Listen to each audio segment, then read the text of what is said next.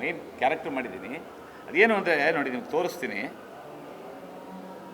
ಒಂದು ಪೋಸ್ಟ್ರು, ಇದರಲ್ಲಿ ಒಬ್ಬ ಪತ್ರಕರ್ತ ಟ್ರೋಲ್ ಮಾಡಿದ್ದಾರೆ. ಈ ಥರ ಸಿನಿಮಾಗಳು ಮಾಡುವಂಥ ಒಂದು ಪ್ರಯತ್ನ ತಮಿಳಲ್ಲಾಗಲಿ ತೆಲುಗಲ್ಲೇ ಆಗಲಿ ಆದರೆ ತುಂಬ ಸ್ವಾಗತ ಸಿಗುತ್ತೆ. ಅದನ್ನು ಓದ್ಬಿಡ್ತೀನಿ ನಿಮಗೆ. ಎಲ್ಲ ನೋಡಿರ್ತೀರ ಅನಿಸುತ್ತೆ, ಅದನ್ನು ಒಂದು ಸತಿ ಓದ್ಬಿಡ್ತೀನಿ. ತಮಿಳಿನಲ್ಲಿ ಇಂಥ ಪ್ರಯತ್ನಗಳು ನಡೆದಾಗ ಎದೆ ಉಬ್ಬಿಸಿ ಸಂಭ್ರಮ ಪಡುವ ನಾವು ನಮ್ಮ ಕನ್ನಡದಲ್ಲಿ ಸಹ ಅಂಥದ್ದೊಂದು ಅದ್ಭುತ ಚಿತ್ರ ಬಂದಾಗ ಯಾಕೆ ಜೊತೆಗೆ ನಿಲ್ಲಬಾರದು. ಇದು ನಾನು ಮಾಡಿದ್ದಲ್ಲ, ಯಾರೋ ಪತ್ರಕರ್ತ ಟೋಲ್ ರಾಮ ಅಂತ ಮಾಡಿದ್ದಾರೆ.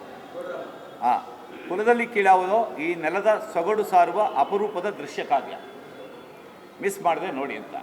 ಇದರಲ್ಲಿ ಏನಾಗಿದೆ, ಪಾಪ ಹೀರೋ ಎಲ್ಲೂ ಮೇಲ್ಗಡೆ ಇರಬೇಕು, ಹೀರೋಯಿನ್ನು ನಮ್ಮನ್ನೆಲ್ಲ ಬುಡಕ್ಕೆ ಹಾಕ್ಬಿಟ್ಟಿದ್ದಾರೆ. ನನ್ನ ಮುಖನ ಡೈರೆಕ್ಟ್ರು ಜಾಗ ಇರಲಿಲ್ಲ, ಯಾರೋ ಒಂದು ಕ್ಯಾರೆಕ್ಟರ್ ಜೂನಿಯರ್ ಆರ್ಟಿಸ್ಟ್ ಥರ ಮಾಡಿದ್ದೀನಿ, ಹಾಕ್ಬಿಟ್ರು ತಳಪಾಯ ಇರಲಿ ಅಂತ ಹಾಕ್ಬಿಟ್ರು ಕೆಳಗಡೆ. ಈ ಟೋಲಲ್ಲಿ ನನ್ನ ಮುಖ ಕಾಣಿಸ್ತಾ ಇಲ್ಲ, ನೋಡಿ ಯಾರಿಗಾರು ಕಾಣಿಸುತ್ತಾ ಅಂತ, ಎಲ್ಲೂ ಕಾಣಿಸಲ್ಲ. ನಾನು 3-4 ಜನಕ್ಕೆ ವಾಪಸ್ ಫೋನ್ ಮಾಡಿದೆ, ಬುದ್ಧಿ ಇದೆಯಾ ನಿನಗೆ, ಅವನು ಯಾವನ ಇಡಿಯಟ್ಟು ಹೊಲ್ಸ್ ಕೆಲಸ ಮಾಡಿದ್ದಾನೆ, ಅವನ ಪರವಾಗಿ ನೀನು ಟ್ರೋಲ್ ಮಾಡ್ತೀಯ ಅನ್ಪಿದ್ದೆ. ಆ ಪಿಕ್ಚರ್ ನಾನು ಮೇಜರ್ ಕ್ಯಾರೆಕ್ಟರ್ ಆ್ಯಕ್ಟ್ ಮಾಡಿದ್ದೀನಯ್ಯ, ನೀನು ಫಸ್ಟ್ ನೋಡ್ರೆ, ನೀವು ಝೂಮ್ ಮಾಡಿ ನೋಡ್ರೆ ಅವ್ರು ಯಾಕೆ ಹಿಂಗೆ ಮಾತಾಡ್ತಾ ಇದ್ದಾರೆ ಅಂತ ಅಂದ್ಬಿಟ್ಟು ವಾಯ್ಸ್ ಮೆಸೇಜ್ ಹಾಕಿದ್ದಾರೆ. ನಾಯಿಚಂದ್ರು ಅವರು ವಾಯ್ಸ್ ಮೆಸೇಜ್ ಹಾಕಿದ್ದಾರೆ ಯಾವುದೋ ಒಂದು ಗ್ರೂಪಲ್ಲಿ, ನೀನು ಬುದ್ಧಿಗಿದ್ದಿದೆಯಾ ಇಂಥ ಪಿಕ್ಚರ್ ನೀನು ಇದು ಮಾಡ್ತಾ ಇದೆಯಾ ಅಂತ. ನನಗೆ ಅದನ್ನು ವಾಯ್ಸ್ ಮೆಸೇಜ್ ಕೇಳಿಸ್ಕೊಂಡಿಲ್ಲ. ಆಮೇಲೆ ಫೋನ್ ಮಾಡಿದೆ, ಅಯ್ಯೋ ಸಾರಿ ಸುವರ್ಣ, ನಾನು ವಾಯ್ಸ್ ಮೆಸೇಜ್ ಹಾಕ್ಬಿಟ್ಟೆ ನೀವು ಬೈದ್ಬಿಟ್ಟು ಅಂತ ಅಂದ್ಬಿಟ್ಟು ಆತ ರಿಪ್ಲೈ ಕೊಟ್ಟ. ಸೊ ಈ ಥರ ಒಂದು ಘಟನೆಗಳಾಗುತ್ತೆ. ಯಾಕೆಂದರೆ ನನ್ನ ಗೆಳೆಯರೇ ಈ ಥರ ಒಂದು ಸಿನಿಮಾಗೆ ನಾನು ಪಬ್ಲಿಸಿಟಿ ಮಾಡ್ತಾ ಇದ್ದೇನೆ, ಯಾಕೆ ಮಾಡ್ತೀಯ ಅಂತ ಬೈದಿರ್ಬೇಕಾದ್ರೆ ಸಹಜ. ಯಾಕೆಂದರೆ ಆತ ಶಿವಣ್ಣ ಅವ್ರ ಬಗ್ಗೆ ಆಗಲಿ, ದರ್ಶನ್ ಅವ್ರ ಬಗ್ಗೆ ಆಗಲಿ, ಧ್ರುವ ಸರ್ಜಾ ಬಗ್ಗೆ ಆಗಲಿ ಮಾತಾಡಿರೋದು ನಾನೆಲ್ಲೂ ಕೇಳಿಸ್ಕೊಂಡಿಲ್ಲ. ಸುಮಾರು ಜನ ಹೇಳಿದ್ರು ಅವ್ರ ಬಗ್ಗೆ ಎಲ್ಲ ಬೈದಾರೆ, ಅಂಥ ಸಿನಿಮಾನ ಪ್ರಮೋಟ್ ಮಾಡ್ತಾ ಇದೆಯಾ, ಏನು ಅಂದ್ಕೊಳ್ತಾರೆ ಅವ್ರ ಸಿನಿಮಾದಲ್ಲೆಲ್ಲ ನೀನು ಪರ್ಮನೆಂಟಾಗಿ ಆ್ಯಕ್ಟ್ ಮಾಡ್ತಾ ಇರ್ತೀಯಾ ಅಂತ ಅಂದ್ಬಿಟ್ಟು ನನ್ನ ಬೈದರು. ಯಾರು ಸಹ ನಿರ್ಮಾಪಕರು, ನನ್ನ ನಿರ್ಮಾಪಕರು. ನಾನು ಅವ್ರಿಗೆ ಹೇಳಿದೆ, ನಾನು ನಿಜವಾಗ್ಲೂ ಅದು ಯಾವುದೂ ಕೇಳಿಸ್ಕೊಂಡಿಲ್ಲ ಅಂದರು. ರಾತ್ರಿ ರಾಮ್ ಫೋನ್ ಮಾಡಿದ್ರು, ಈ ಥರ ಪ್ರೆಸ್ ಮೀಟ್ ಇರುತ್ತೆ ಅಂತ. ಮೊದಲು ನಾನು ತಡವಾಗಿ ಬಂದಿದ್ದಕ್ಕೆ ಮೊದಲೇ ಕ್ಷಮೆ ಕೇಳಬೇಕಾಯಿತು. ಒಂದು ಅರ್ಧ ಗಂಟೆ ಲೇಟಾಗಿ ಬಂದಿದ್ದೀನಿ, ನಿಮ್ಮೆಲ್ಲರಿಗೂ ಸಾರಿ ಕೇಳ್ತೀನಿ, ಬಿಕಾಸ್ ಆಫ್ ಟ್ರಾಫಿಕ್ಕು ಭಾಳ ದೂರದಿಂದ ಬಂದೆ ನಾನು. ಸೊ ಇದು ನಡೆದಿದ್ದು. ಇಡೀ ದಿನ ನಾನು ಪ್ರೊಮೋ ಶೂಟ್ನಲ್ಲಿದ್ದಾಗಲೂ ಮನು ಬಹಳ ನಿಗೂಢವಾಗಿರ್ತಿದ್ದ.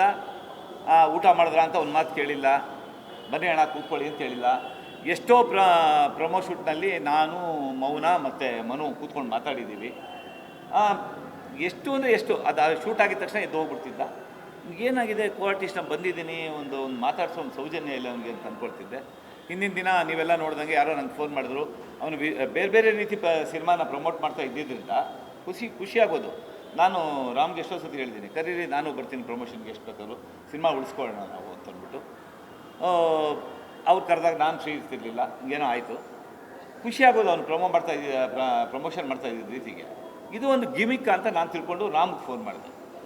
ಅಣ್ಣ ನೀವು ನಾವು ದೇವಸ್ಥಾನಕ್ಕೆ ಹೋಗಿ ಬರ್ತಾಯಿದ್ದೀವಿ, ನಿರ್ಮಾಪಕರ ಜೊತೆಗಿದ್ದು ದೇವಸ್ಥಾನಕ್ಕೆ ಹೋಗಿ ಬರ್ತಾಯಿದ್ದೀವಿ, ನಮಗೇನೂ ಗೊತ್ತಿಲ್ಲ ಅಣ್ಣ. ಈಗ ನಿರ್ಮಾಪಕರು ಹೇಳಿದ್ರು ಏನೋ ಅಲ್ಪ ಸ್ವಲ್ಪ ವಿಷಯ ಗೊತ್ತಿತ್ತು, ಅದನ್ನು ಸಾಲ್ವ್ ಮಾಡೋಕ್ಕೆ ಪ್ರಯತ್ನ ಪಟ್ಟಿದ್ರು, ಅದಾಗಲಿಲ್ಲ ಅಂತ. ಬಟ್ಟು ಈ ಥರ ಘಟನೆಯಿಂದ ಒಬ್ಬ ವ್ಯಕ್ತಿಯಿಂದ ಒಬ್ಬ ನಿರ್ಮಾಪಕನನ್ನು ಬೀದಿಗೆ ತಂದು ನಿಲ್ಲಿಸೋದು ಅಷ್ಟು ಸರಿ ಇಲ್ಲ ಅಂತ ನಾನು ಈ 3 ಜನ ಖ್ಯಾತ ನಾಯಕ ನಟರ ಅಭಿಮಾನಿಗಳಲ್ಲಿ ಕೈ ಮುಗಿದು ಕೇಳ್ಕೊಡ್ತೀನಿ. ಒಂದು ಒಳ್ಳೆಯ ಸಿನಿಮಾ ಮಾಡಿದ್ವಿ, ಹಲವಾರು ಜೀವಗಳು ಅದಕ್ಕೆ